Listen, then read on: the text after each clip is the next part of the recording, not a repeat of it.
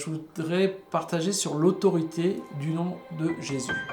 Donc, l'autorité du nom de Jésus, c'est important. On connaît ce passage de Marc 16, 17, 18 qui dit « Voici les miracles qui accompagneront ceux qui auront cru. En mon nom, ils chasseront les démons, ils parleront de nouvelles langues. Ils saisiront des serpents, s'ils boivent quelques breuvages mortels, il ne leur fera point de mal.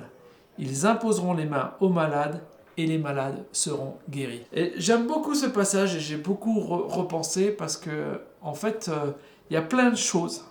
Et je pense qu'il y a vraiment une grande maîtrise de notre vie spirituelle et de ce que l'on veut vivre dans ce passage. Et la chose la plus importante, c'est en mon nom. C'est Jésus qui parle, c'est dans le nom de Jésus. Jésus nous a donné une autorité qui est l'autorité de son nom. C'est quand on pose un décret, un roi posait un décret, il mettait son sceau en bas, et c'était le décret royal, et en fait c'était quelque chose d'affermi, de sûr. Et en mon nom, ça veut dire la même chose. Quand on prie dans le nom de Jésus, on pose un décret. Il y a quelque chose qui est signé, il y a la signature du nom de Jésus. Et c'est quelque chose qu'on peut faire dans notre vie, je dirais quotidienne, normale, je ne parle pas de spiritualité, et on ne réalise pas qu'on doit le faire dans le monde spirituel. Par exemple, je donnais juste un exemple avec Rebecca qui a dit à un de ses patients, enfin une amie qu'elle connaissait, va voir tel docteur en mon nom. Tu dis que tu viens de la part de Rebecca, et le docteur lui a ouvert les portes et il a dit vous avez raison, parce que Rebecca, elle voit bien les choses, donc, et en fait le docteur était content de voir la personne, et la personne avait vraiment quelque chose qui devait être vu. Moi, c'est pareil, quand je recommande quelqu'un et je dis, vous appelez au nom de Patrick, en fait, quand ils le disent, à qui je l'ai dit, en fait, ça ouvre la porte. Je n'ouvre pas toutes les portes en mon nom, mais que ce soit professionnel ou autre. Quand je dis, vous dites que Patrick, il a vu, il est d'accord, et vous appelez en disant Patrick a dit, ou vous faites au nom de Patrick, et vous allez voir, ça va fonctionner. On l'a tous vécu, je pense, dans notre vie normale. Je dirais normale avec des guillemets. Mais on doit le vivre aussi dans notre vie spirituelle. Parce que Jésus nous a donné cette même chose qu'on arrive à faire en son nom. Et dans le passage de Marc 16, 17, 18, donc c'est très détaillé. Il y a en mon nom. Voilà, voici les miracles qui vont accompagner ceux qui auront cru. Donc on croit que Jésus est Seigneur et Sauveur. Il y a quand même une condition. Et la première, c'est en mon nom, ils chasseront les démons. Et pourtant, quand on est chrétien, quand il faut chasser les démons, c'est... Oui, j'ai la trouille. Mais pourtant, c'est la première chose que Jésus nous a donnée. En mon nom, ils chasseront les démons. Donc, on doit réaliser ça. La deuxième chose que Jésus nous a donnée, c'est ils parleront de nouvelles langues. Et celle-là, on l'a tous pris. On est tous baptisés du Saint-Esprit, on a tous le parler en langue, donc c'est quelque chose qu'on arrive à faire facilement. Donc, ce qui veut dire que si on sait faire le point 2, on doit savoir faire le point 1. Et en fait, chasser un démon, on voit comment Jésus il chassait les démons, c'était pas compliqué. C'est tu pars, tais-toi. Déjà, les terres, c'est tais-toi, va-t'en. Et nous, quand on doit chasser un démon, c'est pareil, on doit dire tu te tais, parce qu'ils sont bavards en plus, et tu t'en vas. Tu sors. Après, il y a tout le travail aussi du pasteur qui est de soigner les portes d'entrée pour les refermer, pour pas que les démons reviennent. Ça, c'est important, et remplir la maison. Ça, c'est un autre sujet. En mon nom, ils saisiront des serpents. S'ils boivent quelques breuvages mortels, il ne leur fera aucun mal. Ça veut dire que, quoi qu'il arrive, ça, c'est vraiment la représentation du monde. Ce qui est dans le monde autour de nous, en fait, dans le nom de Jésus, ne peut pas nous atteindre. Quand nous prions, par exemple, pour sanctifier nos aliments dans le nom de Jésus avant le repas, c'est vrai que nous on le fait systématiquement, moi j'y tiens, et c'est ma femme aussi d'ailleurs. C'est pas quelque chose de religieux, c'est pas juste un acte de le faire pour le faire, mais en fait, on sait tous que l'homme a détraqué la nature, la nourriture et tout ça. Et en fait, si on remet nos aliments et qu'on bénit et sanctifie nos aliments dans le nom de Jésus, et en fait, nos aliments deviennent sains. C'est un miracle quotidien. L'autre point qu'il y a, c'est qu'ils imposeront les mains aux malades et les malades seront guéris. Et ça, c'est encore un point où on a du mal. Parce que souvent, on prie dans le nom de Jésus, et en fait, les malades, ils ne sont pas toujours guéris. Même nous, on traîne nos maladies alors qu'il n'y a pas de condition. Et en fait, les conditions, souvent, c'est nous qui les mettons. Je reprends l'exemple de la personne à qui Rebecca a dit « Appelle tel docteur à mon nom ». Et tu dis que vraiment, tu appelles au nom de Rebecca. Et en fait, la personne a appelé le docteur. Le docteur n'a pas douté. Et la personne n'a pas douté. Nous, par exemple, sur la maladie ou chasser les démons ou toute autre chose, on va dire c'est une question de foi. Pourtant, dans Marc 16, on peut même prendre le verset 15 ou 14, 13, ou tout Marc, jamais Jésus il a dit c'est une histoire de foi. Il n'a pas dit si vous avez la foi, voici les miracles qui vous accompagneront. Non. Si tu crois, tu as la foi déjà. Nul ne peut plaire à Dieu sans la foi. Et la foi, elle est là pour nous rapprocher du cœur de Dieu. Et on est tous inégaux devant la foi. Certains vont avoir une foi incroyable, on va dire. D'autres vont sentir qu'ils ont une foi plus petite. Pourtant, Jésus l'a dit, si vous avez une foi grande, comme un grain de sénévé, vous diriez à cette montagne, jette-toi dans la mer, et dans la mer, elle irait se jeter. Donc, ce n'est pas juste une histoire de foi. On ne peut pas juger ce que l'on fait dans nos actes spirituels avec la foi. Là, c'est vraiment une question de dans le nom de Jésus. C'est une question d'autorité. Jésus, il nous a donné les pleins pouvoirs et le droit d'utiliser son nom. Jésus nous a donné les pleins pouvoirs. Ça vous connaissiez, vous avez déjà vu ces passages dans des films, et vous savez où les rois, les présidents donnent un sceau ou une lettre qui donne le plein pouvoir à son détenteur. Et quand le messager, le détenteur, allait dans les endroits n'importe où dans le royaume, il montrait la lettre ou le sceau, et les gens savaient que cette personne était sous l'autorité du roi, il avait toute l'autorité du roi sur lui. Et en fait, Jésus nous a fait pareil. Et nous, on doit arriver à reproduire ce genre de choses, et c'est très important. Il y a des bases pour ça, et j'aime bien dans 1 Pierre 2, où on parle des pierres vivantes. Alors, je vais prendre verset 1 et verset 2, parce que pour moi, ils sont quand même liés. Le verset 1 dit « Débarrassez-vous donc de toute forme du mal », et ça, c'est pour plaire à Dieu, en fait. Ruse et fraude, dissimulation, comédie ou demi-vérité, envie et jalousie, bavardage inutile et malveillant, médisance, calomnie, récrimination de toutes sortes. Toutes ces choses-là nous éloignent du cœur de Dieu et nous éloignent donc de la foi, en fait. Mais, Pierre, il dit, après, les nouveau-nés réclament leur lait à corps et à cri. Vous aussi, vous êtes des enfants nouveau-nés, à la vie d'en haut. Recherchez donc avidement le pur lait spirituel de la parole, afin qu'il vous fasse grandir dans la vie nouvelle. Et ça, c'est important. Et en fait, on est comme ces petits-enfants. Et un enfant, quand il a faim, il crie à sa maman, et jusqu'à ce qu'il ait la tétée.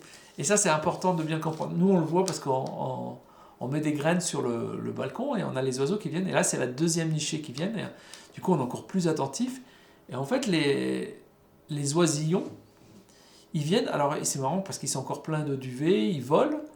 Mais quand ils ont faim, ils piaillent. Et alors qu'il y a des graines à leurs pieds, c'est la maman qui vient, qui prend la graine qui est à leurs pieds et qui leur met encore dans le bec. Ils n'ont pas encore cette maturité d'arriver à aller attraper les graines eux-mêmes. Et après, on avait vu avec la première nichée, donc un jour, ils sauront le faire très bien, tout seuls. Et dans le monde spirituel, c'est pareil. Au départ, on a besoin d'être accompagné, d'être nourri. Notre nourriture, c'est la parole de Dieu, c'est les enseignements, c'est important. Et de grandir et de prendre complètement possession de l'autorité que Christ nous a donnée. Quand les oiseaux, ils ont grandi, en fait, et bien après, ils viennent, ils se posent sur le balcon et ils prennent les graines tout seuls. Et d'ailleurs, c'est très rigolo, parce qu'en fait, quand l'oisillon, il a faim, il est là, il fait pchit, pchit, pchit, pchit avec ses ailes, et tant qu'il n'a pas la graine dans le bec, il braille comme c'est pas possible. Mais on devrait faire pareil avec les seigneurs. Tant qu'on n'a pas obtenu ce qu'on veut, on devrait faire cette oisillon et de dire « je veux, je veux, je veux, je veux, je veux ». Et puis à un moment donné, on va réaliser qu'on a grandi en maturité et qu'on a vraiment l'autorité du nom de Jésus en nous. Et à partir de là, l'ennemi tremble. Et en fait, le piège de l'ennemi, c'est de nous amener dans une culpabilité, de dire « je ne suis pas digne, je ne suis pas capable, je n'ai pas la foi », qui nous empêche de sortir le sceau de l'autorité de Jésus face à l'adversité. C'est vraiment, et dans Luc 10, quand Jésus avait envoyé les 70 disciples, eux, ils reviennent dans la joie et il dit même « En ton nom, les démons nous sont soumis. En ton nom !» Et ça, c'est important de le comprendre. En fait, il n'y a pas de conditionnel à en ton nom, Seigneur. Juste, alors c'est pas une formule magique, c'est ça aussi qui est important de comprendre. Et c'est là que la foi a son importance, c'est que notre foi va amener une relation. La relation va nous faire comprendre le cœur de Dieu et comprendre comment Dieu agit. Ça, c'est important. Et dans cette foi, là, on va pouvoir utiliser le nom de Jésus. C'est juste le conditionnel de la foi, il est juste là. Avoir une relation avec Dieu pour connaître son cœur. Et ça, c'est vraiment important de bien le comprendre. Et on le voit après si vous prenez Pierre, Paul, Jean, tous les exemples que vous pouvez avoir dans le Nouveau Testament. En fait, ils n'avaient aucun problème. Dans le nom de Jésus, lève-toi et marche. Dans le nom de Jésus, démon, tu sors. Et on voit les miracles, ils étaient là en fait. Il n'y a pas de conditionnel. Et en fait, ce que je veux vraiment vous exhorter ce matin, c'est à bien comprendre l'importance et la réalité du nom de Jésus. Ce n'est pas une formule magique. Sinon, ça se saurait. Hein. Mais c'est vraiment quelque chose qui doit être ancré en nous. Alors, comme le petit oisillon, il faut apprendre et commencer par j'aime bien dire par des petites choses, mais ce n'est pas des petites choses. Mais quand vous priez pour un malade, vous priez par exemple pour quelqu'un qui a la grippe, pour quelqu'un qui a une entorse, quelque chose, et Dieu guérit. Alors, vous êtes juste le transmetteur, mais votre foi va être boostée. Votre foi va dire « Waouh, j'ai vécu quelque chose de fort, de puissant, et je grandis dans ma foi. » Et là, vous allez en fait rentrer dans un rythme de vie, dans une atmosphère de vie qu'on appelle la foi en fait. Et c'est là que ça rentre. Mais vous faites toujours tout au nom de Jésus. Et ça, c'est vraiment important. Dans Jean 14, 14, Jésus dit « Si vous demandez quoi que ce soit en mon nom, je le ferai. » Et là, on s'aperçoit qu'il n'y a pas de conditionnel. Il n'y a pas de culpabilité. Si vous demandez quoi que ce soit en mon nom, je le ferai. Mais en mon nom veut dire connaître le cœur de Jésus. Le cœur de Jésus, c'est l'amour, la paix, la joie. On ne fait rien pour nous pour briller, parce que ça, c'est un piège où en fait, Dieu résiste aux orgueilleux. Si c'est nous qui voulons montrer que l'on sait faire, alors Dieu va nous résister parce que Dieu résiste aux orgueilleux. Et ça, c'est vraiment important de bien comprendre ça. Donc on doit enlever toute incrédulité de notre cœur. Quand Dieu parle, c'est oui et amen. Les promesses de Dieu sont oui et amen. Jésus, il a dit, demandez quoi que ce soit, en mon nom je le ferai. C'est oui et amen. Il n'y a pas de conditionnel. Si aujourd'hui tu es bien luné, si tu as bien prié, si tu as bien loué, si tu as bien chanté. Non, c'est pas ça. En mon nom, je le ferai. On doit rentrer dans une prière que je dirais efficace. C'est des sujets où on parle souvent, combien de fois je dois prier pour tel sujet ou tel sujet pour avoir l'exaucement. Alors, certains diront, on ne doit prier qu'une seule fois parce qu'une fois qu'on l'a déposé, c'est déposé au nom de Jésus, et normalement Dieu agit. Oui, mais Jésus nous a aussi enseigné dans la parabole avec la veuve qu'à force de demander au juge, le juge lui fait justice parce qu'elle est venue chaque jour frapper à sa porte et il a fini par céder. Donc en fait, il n'y a pas de règle absolue. C'est tout juste une histoire de cœur, de conviction, de relation avec Dieu. Des fois, on prie et instantanément, on a l'exaucement. Gloire à Dieu. Et des fois, on prie et on sent qu'on doit reprier. Parce qu'en fait, il y a des combats, il y a des choses qui viennent et qui sont plus longs. On l'a vu aussi avec Daniel. Hein, quand il a prié, l'ange est venu. Et il a dit, mais Daniel dit, ça fait 40 jours que je t'ai invoqué. Et l'ange a dit, ça fait 40 jours que je combats pour pouvoir t'apporter la bénédiction. Donc des fois, il y a le temps où on a prié, la bénédiction se met en route, l'ange s'était mis en route, mais il y a eu de l'adversité. Et je pense que Daniel a dû continuer à prier. Et ses prières devaient être des prières d'encouragement et d'exhortation, sans savoir ce qui se passait exactement. En fait, une fois qu'on a prié dans un sujet, c'est vrai qu'après, on peut continuer toujours de prier dans ce sujet, mais en le louant et en le remerciant pour l'exaucement. Savoir que l'exaucement, on l'a déjà obtenu dans le ciel, c'est juste à nous, la foi et la ferme assurance des choses qu'on espère et la réalisation de ces choses-là sur la terre, en fait. Donc, il est important de réaliser qu'une fois qu'on a prié dans l'autorité du nom de Jésus, là, la foi, elle va venir après, si ça ne s'accomplit pas tout de suite, en fait. Parce que si je prie maintenant pour un sujet qu'il est exaucé dans la seconde, ma foi n'a pas eu le temps d'être activée. C'est ma foi active permanente. Mais par contre, si à un moment donné, chaque jour, je dois amener le sujet, prier et prier, alors oui, ma foi va devoir grandir dans ce sujet-là, en fait. Parce que ça veut dire quoi? Ça veut dire juste que je ne m'en suis pas saisi. En fait, la foi, c'est pas juste quelque chose d'uni. En fait, on peut avoir la foi dans un sujet et pas la foi dans l'autre.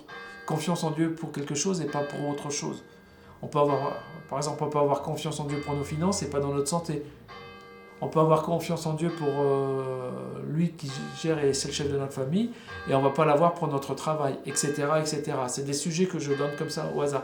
Et on s'aperçoit que la foi n'est pas une règle absolue dans notre vie, pour nous. Elle devrait être. Et c'est là qu'elle est importante de grandir et de réaliser. Et des fois, ben oui, on n'a pas la foi, par exemple, de se dire, j'arrête de travailler du jour au lendemain, et c'est quelque chose de spécial. Il faut avoir une foi particulière pour faire ça. Tout le monde n'a pas la foi dans ce domaine. Par contre, celui qui n'a pas la foi dans ce domaine peut très bien prier pour les malades et les malades sont guéris. Vous voyez? Donc en fait, on ne doit pas faire une règle absolue de la foi, on doit la faire grandir.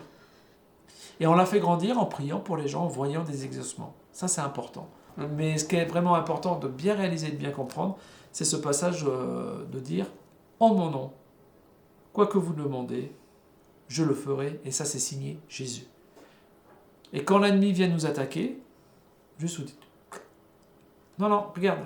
Là, il y a marqué, en bas de la lettre, le nom de Jésus. Donc j'ai l'autorité juste de te dire, là, c'est marqué « Va-t'en ». Et moi, j'ai expérimenté ça. Je vous ai déjà donné ce témoignage où une fois, j'ai vu une femme qui était comme qui était une petite grand-mère d'ailleurs, toute bossue, qui était assise à côté d'une chaufferie où je sortais de ma chaufferie. Et quand je suis arrivé près d'elle, j'ai entendu parler en langue. Son parler en langue m'a dérangé. Là, j'ai compris que même les démons, ils parlaient en langue. Et mes yeux spirituels se sont ouverts et j'ai vu le démon, qui était énorme. Goliath à côté, il devait être tout petit. Et je l'ai laissé s'approcher parce que j'avais pas la crainte. Et quand il était... à 1m50 de moi à peu près, je suis juste regardé la personne dans les yeux, le démon, je voyais le démon, et je lui ai dit, celui qui est en moi est plus fort que toi. Et là, poum, la petite grand-mère, elle est tombée dans la rue et j'ai vu le démon s'enfuir. Alors j'étais un peu mal parce que après j'ai repris la grand-mère, je l'ai assise, elle est repartie vite, parce qu'elle savait très bien ce qui l'habitait aussi, mais... il n'y a pas de crainte en fait. Celui qui est en moi est plus grand que celui qui domine le monde en fait. Il est plus grand que Satan et toutes ses forces. Satan a été vaincu. On doit juste lui rappeler. Dans le nom de Jésus, tu as été vaincu. Alors tu essayes. Alors ça ne veut pas dire qu'on ne tombera jamais malade. Ça veut dire qu'on a le nom de Jésus qui nous guérit. Ça ne veut pas dire qu'on ne sera jamais triste. On a le nom de Jésus qui nous donne la joie. Et ça, c'est important de bien réaliser ce genre de choses. Parce que on ne peut pas dire, voilà, j'ai accepté Jésus, maintenant ma vie, c'est, comment on dirait, I wanna again and beast to fly, c'est ce que disait notre voisin. Quand tout allait bien, I wanna again and beast to fly, et ça passe bien. Non, c'est pas ça la vie de chrétien. La vie de chrétien, c'est une vie sur terre, avec des épreuves, et c'est une vie de victoire. Parce que Jésus nous a donné son nom comme autorité.